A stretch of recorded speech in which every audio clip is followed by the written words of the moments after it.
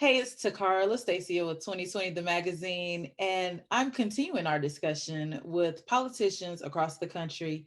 I am fortunate to be here today with House Representative, South Carolina State House Representative, Kambrell Garvin. How are you doing today? Awesome, awesome. I'm so glad and happy to be on with you today. Thank you. I appreciate you sitting down with me. Now, let's jump right in. We've heard so many times throughout this election season that we should vote as if our life depends on it. Tell me what that statement means for you, and can you just give a little insight on what that means for young voters in particular? Certainly a great question. So we oftentimes hear that every election is the most important or the most consequential election every 4 years. We Right. heard that in 2016 when it was Hillary v. Trump. We heard that in 2012 when it was Obama v. Romney. We heard that again in 2008, McCain versus Obama. And we heard that again in '04 when it was Kerry versus Bush. We heard that in 2000, it was Gore versus Bush. And so I could go on and on and on.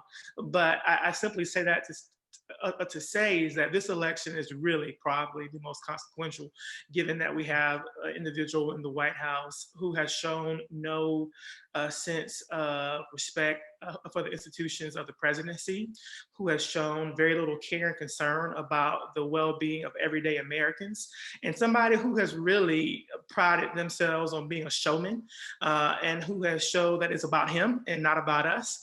We saw that just the other day when he left the White House and he came back from Walter Reed Medical Center, and he staged this grandiose photo op to show the world that he was back up.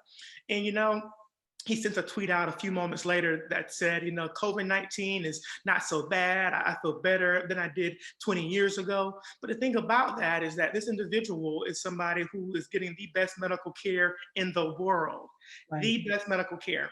And you're sending a message that COVID is not bad when in fact it is. I was at a funeral just this past weekend for a high school classmate. You may have heard she and her mother both passed away from Yep. COVID-19, the Bannister family. And I spoke at that funeral and I talked about how the fact that she was gone far too soon. And so we have over 200,000 Americans and over 3,000 South Carolinians who have died as a result of COVID-19. And we have a president that's telling us that COVID isn't so bad when he's getting state of the art treatment and care. So I say that to simply say, as young adults, we oftentimes feel that our votes don't matter, but so many people had that attitude in 2016, and we saw where that got us. Hillary Clinton, as you probably are aware, won the popular vote by nearly 3 million votes in 2016. But that little thing called the Electoral College is what gave Donald Trump the presidency. Three states, Michigan, Pennsylvania, and Wisconsin, 30,000 voters in those three states decided this election. And I think that just underscores the fact that we've got to take this thing seriously. While third party candidates are good for certain things, I would just implore folks, I know, that Biden wasn't the top choice for so many young people, but I think that we've got to get out there and we've got to vote truly like our life depends on it, because healthcare is on the ballot, justice is on the ballot, education is on the ballot. A few days after the November election, the U.S. Supreme Court will be taking up the Affordable Care Act. And that could, overturn existing healthcare for so many Americans. I was fortunate to be able to stay on my parents' insurance until I was 26 years of age. And I was in law school at the time, and I really benefited from being able to be on my mom's insurance. And I couldn't imagine us going back to a pre-Obamacare era. I couldn't imagine us going back to a pre-Obamacare era where if you have a pre-existing condition, you no longer are being covered by your insurer, or your insurer can deny you coverage. So we have got to take this thing seriously. And again, we got to vote like our life depends on it. Absolutely. One of the things that you mentioned that I really wanted to touch on after the last presidential election, there was a lot of conversation about millennials being unhappy with Hillary as the choice to go against Donald Trump. And you said just now, Biden may not have been the choice for a lot of young people, Yeah, but can you speak to what it means or what it looks like when there's no voter turnout?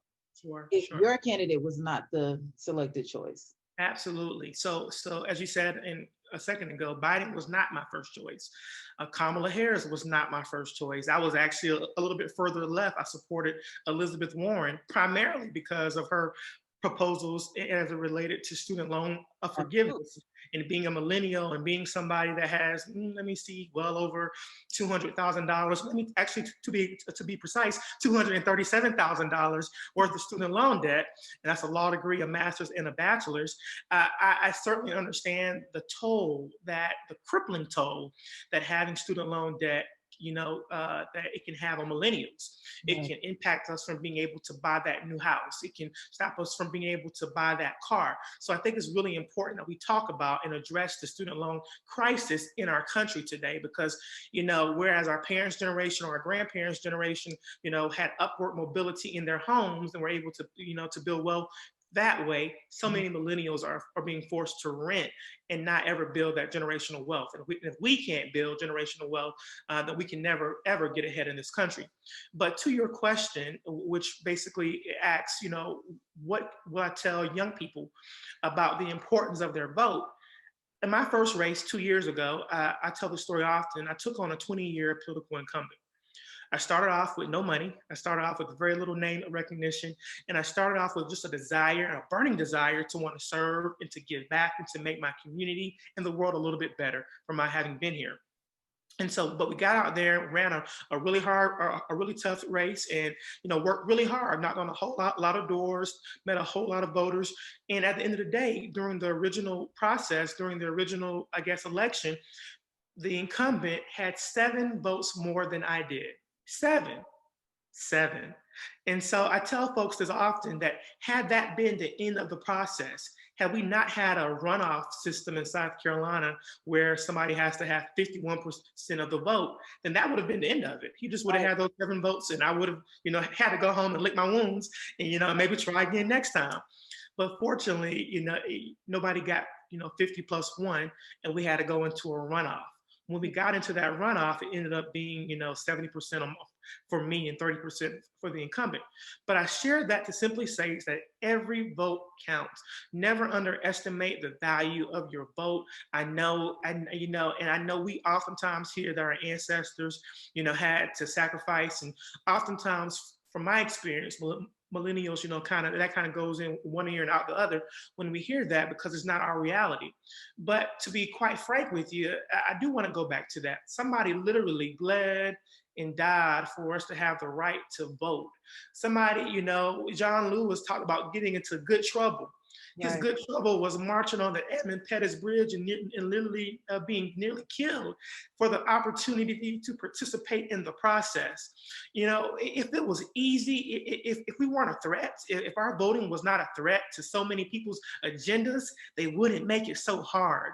We Right. saw just a few days ago where the South Carolina Republican Party, the GOP, the good old party, decided that they wanted to go to the US Supreme Court. And they actually went to the Fourth Circuit Court, and then the case went to the Supreme Court, where they were opposed to allowing voters in South Carolina in the middle of a pandemic to be able to sign their ballot without having a witness. Now, Right. I don't know about your family, but I have elderly relatives that are deathly afraid to be around somebody in the middle of this COVID-19 pandemic. Yeah. Afraid. And to limit, in my opinion, to limit voter participation and to make access to the ballot harder, they went all the way to the US Supreme Court to say that you had to have a witness requirement.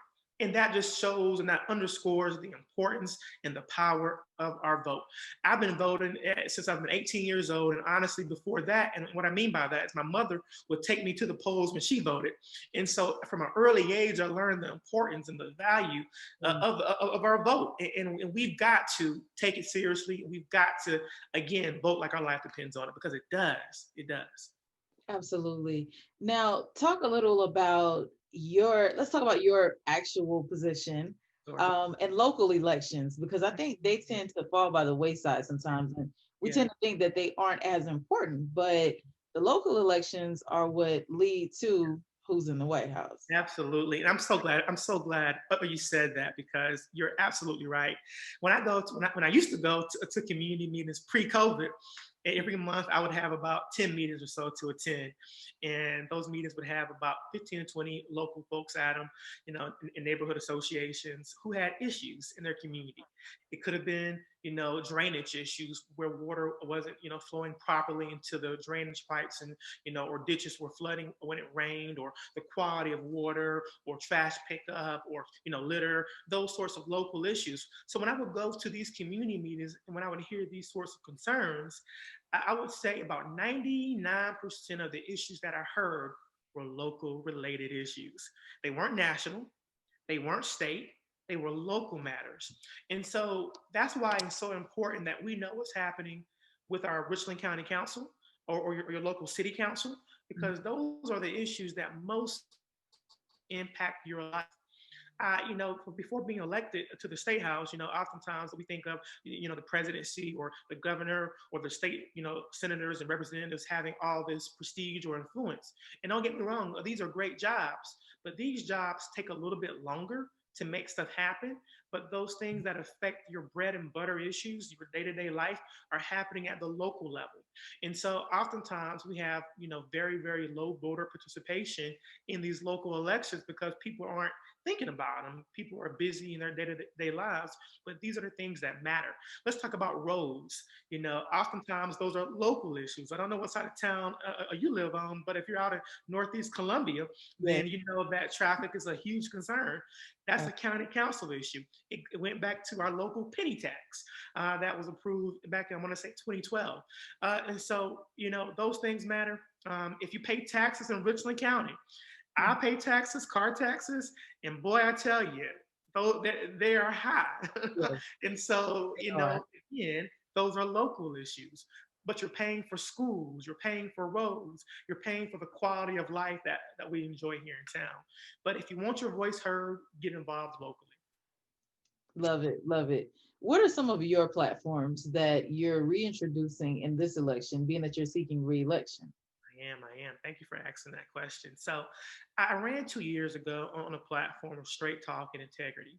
And while that's still very, very important to me, and it's still a pillar of my campaign, I've changed my slogan to fighting the good fight.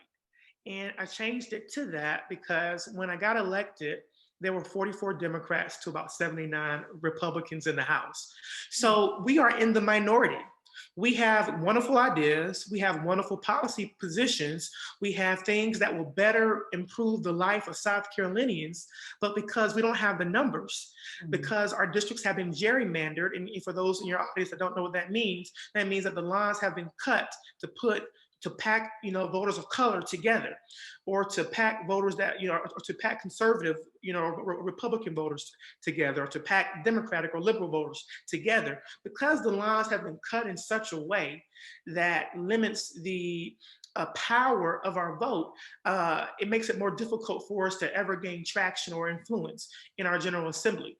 And let me just give your listeners a brief history lesson on this. Democrats used to control legislators throughout the South pre the 1990s. What then happened is that during the Clinton administration, they started pushing for majority minority districts because it was important. And I get it. It's important that African Americans, who make up a very large percentage of the state, also have representation at the state level. So while our numbers of Black elected officials increased in positions of power, the power that those Black elected officials had decreased because they no longer had the numbers, and there was a flip in the Republican Party and the Democratic Party. And so for the past 20 or so years, we've been in the minority, or almost like the children of Israel. We're out in the wilderness. And so we have great ideas, but oftentimes it's hard to make those great ideas a reality. Let me give you an example because you asked about policy. Medicaid expansion. I want to say South Carolina is one of 13 states in the United States that has not expanded Medicaid under the Affordable Care Act for our citizens in South Carolina. If COVID-19 has not done anything, it has exposed the glaring disparities in healthcare between communities of colors and others. Black folks are far more likely to die as a result of contracting COVID-19 than their white counterparts. Another stat for you. Black women are far more likely to die in childbirth than white women. Yeah. And so I share both of those things to say so that I have a bill that would expand Medicaid in South Carolina and provide access to our citizens. Guess what? That bill has sat in committee for the past 2 years, can't even get a hearing on it from the chairman.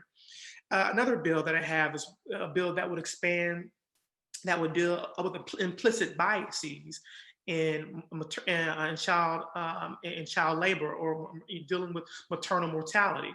And there's a bill that would require healthcare providers, when they go and they take their usual annual certifications or courses, to actually take a class in implicit biases. Believe it or not, and several of my doctor friends who I worked with on that bill informed me that they have never had to take a class on implicit biases. And if anybody knows anything about implicit bias, you know that it's something that we don't even realize that we think about a certain group of people. So, for instance, if a Black woman who's in labor is telling you that something hurts, the doctor, well, white doctor may say, you know what, I don't believe you, or the pain isn't what you say it is. I've heard countless stories, whether it be in childbirth or whether it be, regular medical checkups, where people are telling their physician how they feel about a situation and they don't believe them. And so that's why it's so important that we take implicit biases head on. I have a bill that would require the Department of Corrections to inform those who have been incarcerated or are preparing to be released from jail about how they can restore their voting rights. Something so simple and so fundamental, because people don't think that once they've been arrested and once they completed their parole, they don't realize that they have the right to vote. And when I proposed that bill, I was trying to get some bipartisan support on it. And I went up to one of my Republican colleagues in the House and I said, hey, this is what this bill does. And I explained it to her just like I explained it to you and your listeners today. And she said, well, you know what? That might cost too much, having to print a sheet of paper to inform somebody of their voting rights. That's the mindset of so many people. And it's unfortunate, and so uh, again, we must continue to fight the good fight. I think our fight is right. I think our fight is just. I think that we will ultimately be on the right side of history on these fights.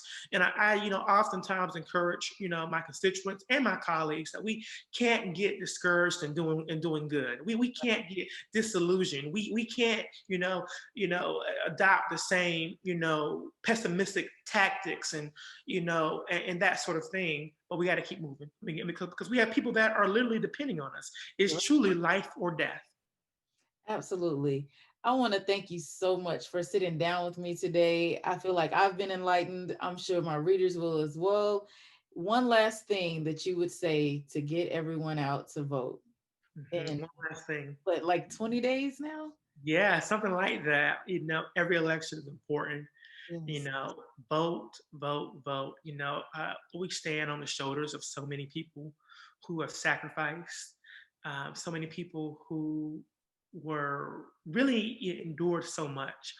I kind of cringe when I see when I see shirts or memes that say something to the effect of "I'm not my ancestor" or "Try me," and like, have you seen those sorts of Yeah. things before? Yeah. Those sorts of things bother me because no, yes, our ancestors tolerated and dealt with a lot, but let's put that into perspective. They were terrorized by groups such as the Ku Klux Klan. They were shot, they were killed. Look at Tulsa, Oklahoma, where there was an affluent Black community or society within itself. They had doctors and they had lawyers and they had, schools, and they, had money, they had wealth.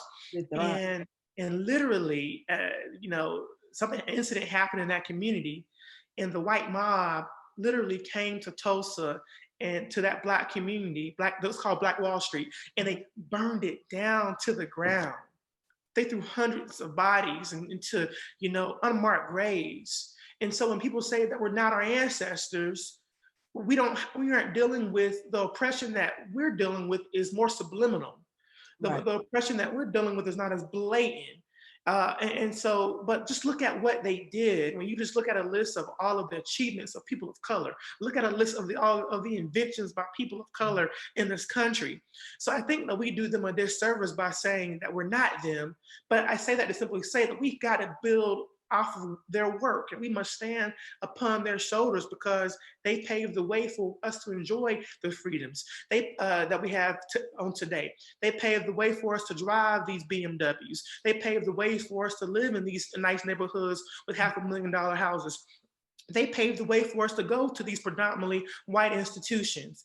So we stand on their shoulders, and we should never demean their sacrifices because we have quote unquote arrived. As my mother and grandmother would say, you never forget the bridge that brought you over.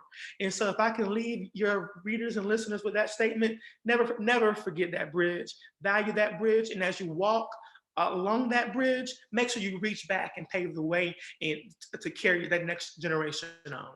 Let us not be the first generation to go backwards. All right. Wow. I love that. I love it. Thank you so much again. This is 2020, the magazine. We are honored to have sat down with Representative Kambrell Garvin on today, and we look forward to your victory speech. Thank you so much. I really appreciate the opportunity. Thank you. I am going to